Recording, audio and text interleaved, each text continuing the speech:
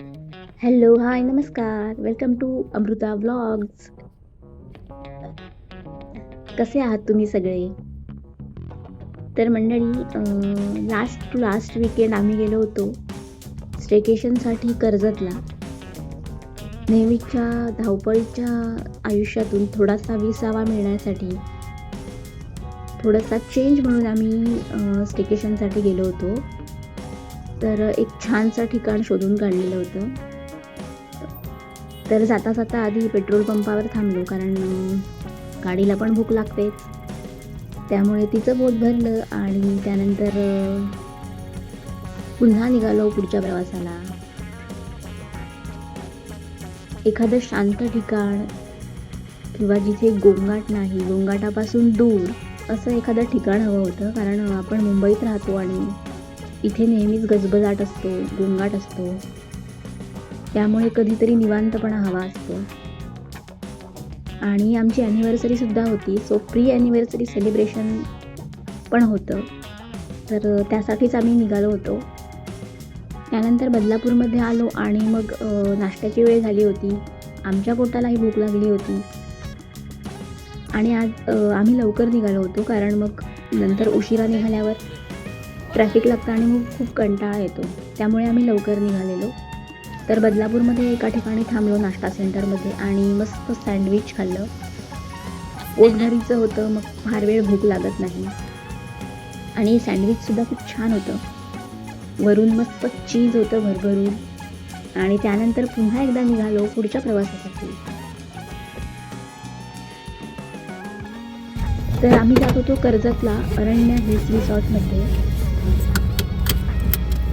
आधी आम्हाला वाटलंच होतं की नावाप्रमाणेच अरण्य असेलच. तर जातानाचे रस्तेसुद्धा खूप छान होते आणि आता रस्ते जरा बरे केलेले आहेत.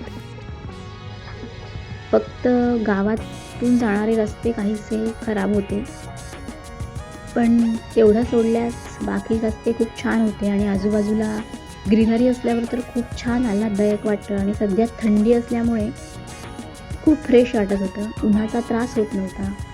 त्यामुळे प्रवास करायला सुद्धा खूप छान वाटतं, आनंद मिळतो प्रवासाचा.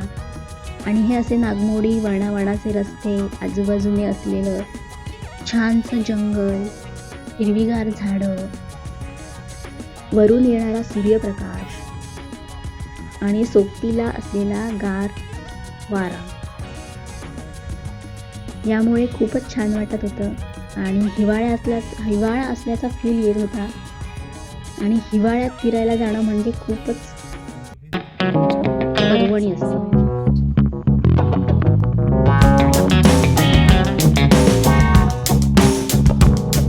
हे असं दृश्य मुंबईत खूप कमीच बघायला मिळतं आणि मला तर गावात गेल्यासारखंच वाटत होतं. माझं गाव कोकणात आहे, त्यामुळे मलाही कोकणात गेल्याचा फील येत होता. इथे बघा, इथे सुद्धा खूप छान कोकणात आल्यासारखंच वाटतंय. जवळजवळ झाडांनीच कमान केलेली होती.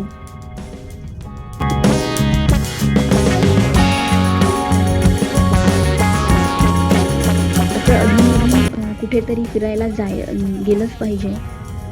थोडासा विसावा घेतला पाहिजे. रोजच्या कामातून थोडासा निवांतपणा घेतला पाहिजे. चेंज हवाच लाईफमध्ये.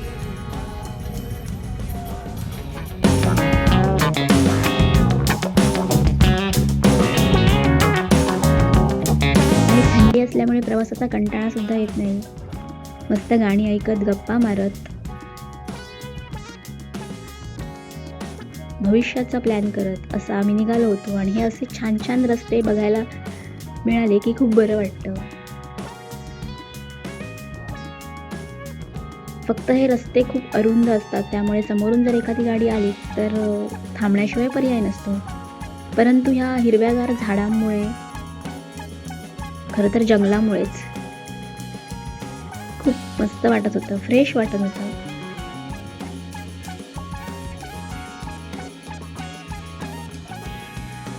हा रस्ता सुद्धा गावातून जाणाराच होता, त्यामुळे कदाचित तो अरुंद असावा.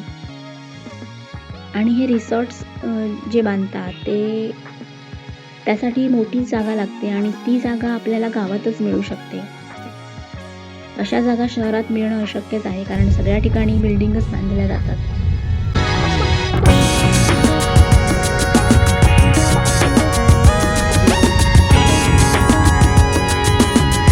तर संपूर्ण रिझाईन रस्ताच टाकलं असा रिलीव्ह छान 1 जानेवारी आणि स्टेटस शांतपूर्ण काय तर रिझाईन. वातावरणात ठीक आहे, मग तेव्हा मी काय करत नाही. आणि इथेही तिकडनं आमच्या समजा येताना नवऱ्यांना आता ते झालं, कामाचा पण फोन उद्या डेटा आला. आलाय, उद्या समजा त्याला एक्सपोर्ट काम लागेल काही त्याने, सुटत नाही, तर मग काय कुठेही होणार, जा. उद्या तिकडनं तर एक्झिट त्यामुळे आम्ही स्टेटस थोडा वेळ येणार. आणि थांबलो समजा एक्झिट म्हणजे काय आणि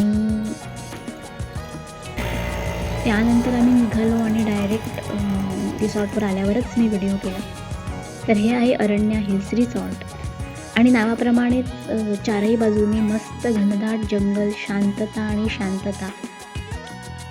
आणि ही आमची क्वीन, आमची गाडी, जी आम्हाला नेहमीच सगळ्या प्रवासात साथ देत आलेली आहे. इथे फक्त आणि फक्त पक्ष्यांचा किलबिलाट ऐकू येत होता. मस्त चारही बाजूनी झाडं आणि त्यातून डोकावणारा सूर्य. खूप फ्रेश, छान वाटत होतं. खूप दिवसांनी असं वातावरण अनुभवल्यावर जो आनंद मिळतो तो काही निराळाच असतो. तर चेक इन बाकी होतं म्हणून आम्ही थांबलो होतो. तोपर्यंत मी निसर्गाचा आनंद घेतला आणि त्यानंतर आम्ही रूममध्ये आलो. रूम तर खूपच सुंदर होती आणि त्याच्या आजूबाजूला सुद्धा खूप छान ग्रीनरी होती. तर हे असे छोटे छोटे कॉटेजेस आहेत आणि आमचा होता प्रायव्हेट पूलवाला कॉटेज. तर थोडंसं पसारा दिसेल तुम्हाला, कारण जस्ट आम्ही चेक इन केलं होतं. तर हा असा मला खूप आवडला होता आणि हे जे फ्रेम्स लावल्या त्यासुद्धा मला खूप आवडल्या होत्या, कारण त्या रिअल वूडच्या होत्या. तर टी व्ही होता, स्मार्ट टी व्ही, छोटंसं सामान ठेवण्यासाठी एक जागा, वॉशरूम पण छान होतं. त्यानंतर इथं एक छोटासा रिलॅक्सिंग एरिया होता आणि त्यानंतर महत्त्वाचं जे ठिकाण होतं, ज्यासाठी आम्ही हा रिसॉर्ट बुक केलेला होता, तो म्हणजे स्विमिंग पूल. प्रायव्हेट पूल आहे म्हणूनच आम्ही हा रिसॉर्ट बुक केला, कारण मला इथे येण्याची खूप इच्छा होती. आणि हे बघा, समोर मस्त डोंगर दिसतो. असं वातावरण असल्यास खूपच भारी वाटतं. सुट्टीचा सदुपयोग झाल्यासारखं वाटतं. आणि इथे एक छोटासा बार सिटिंग एरिया होता. लाईट्स पण खूप छान होते आणि रात्रीचा व्ह्यू खूप इथून छान असेल असं वाटत होतं. आणि इथे थोडे गेम्स ठेवलेले त्यांनी खेळण्यासाठी. चेस होता, लुडो होता आणि बाकीचे नॉर्मल आपल्या सोप्स, शॅम्पूज वगैरे. तर रूम खूप छान होती, मोठी होती. प्रकाश खूप छान होता, AC पण होता, पण थंडीमुळे AC लावण्याची काही गरज नव्हती. लाईट्स खूप छान होते. एकंदरीत रूम आवडली होती आणि पूल असल्यामुळे तर रूम खूपच आवडली होती. चला तर मग थोडंसं आवरते आणि त्यानंतर भेटूया आपण परत एकदा. पुढे बघू काय काय होतंय, कसं होतंय.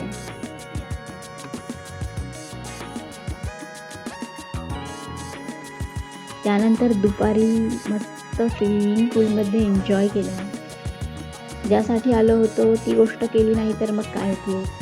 पण एवढं ऊन असून सुद्धा पाणी मात्र खूपच गार होतं आणि मला काही स्विमिंग पूलचा अनुभव नव्हता. त्यामुळे मी तर कुडकुडलो.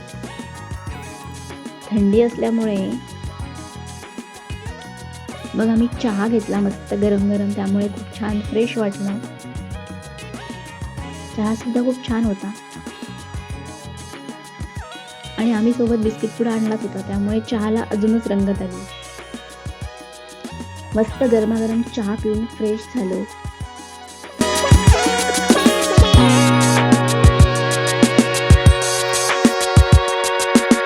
आणि त्यानंतर संध्याकाळी निघालो बाहेर फेरफटका मारण्यासाठी, थोडासा बाहेरचा एरिया एक्सप्लोअर करण्यासाठी. इथे खूपच छान मस्त वाटत होतं, कारण खूप ग्रीनरी होती आणि एवढा सुंदर परिसर होता की प्रेमातच पडले मी या जागेच्या. अंधारात सुद्धा, रात्रीच्या वेळेस सुद्धा ही जागा खूप छान अशी वाटत होती. थंडी होतीच, सो थोडासा बाहेर फेरफटका मारला आणि पुन्हा एकदा रूमवर येऊन थोडंसं स्विमिंग. हा बघा, इथला रात्रीचा व्ह्यू मी तुम्हाला म्हणाले होतं तसंच खूप छान आहे, खूप छान दिसतं. आणि त्यानंतर मी जी स्नॅक्स मागवले होते ते म्हणजे कांदा भजी. ॲक्च्युली ती चहाबरोबर मागवली होती, पण ते थोडंसं लेट झाला. त्यानंतर थोडेसे गेम खेळले, थोडा टाईमपास केला. पुन्हा एकदा स्विमिंग पूलमध्ये पाय टाकून बसले. खूप गार होतं पाणी, पण तरीसुद्धा मोह काही आवरला नाही म्हणून बसले. बाकी शूट्स केले, आमचे व्हिडिओ, रील्स वगैरे शूट केले आणि त्यानंतर मस्त झोपलो. सकाळसुद्धा अशी प्रसन्न होती की खूप लवकर जाग आली आणि बाहेर येऊन बघण्याचा मोह काही आवरला नाही. आणि इथून जे दृश्य होतं ते खूप बघण्यासारखं होतं. सूर्यदेव आले होते. सूर्याची किरणं अंगावर घेत घेत मस्त वॉक केलं थोडंसं सकाळी सकाळी.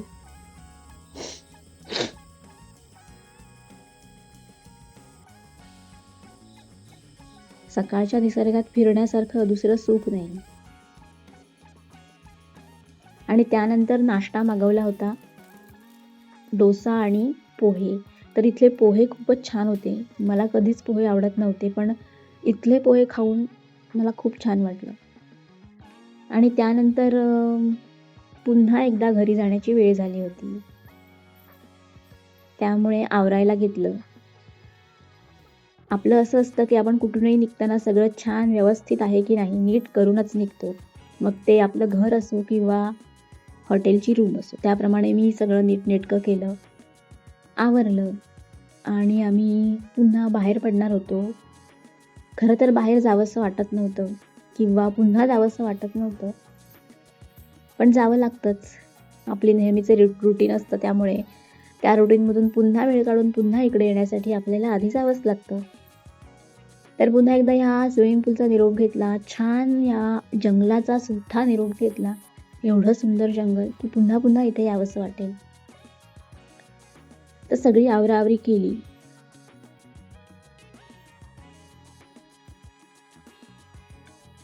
आणि मग निघालो आम्ही. आपण भेटूयाच पुढच्या ब्लॉगमध्ये.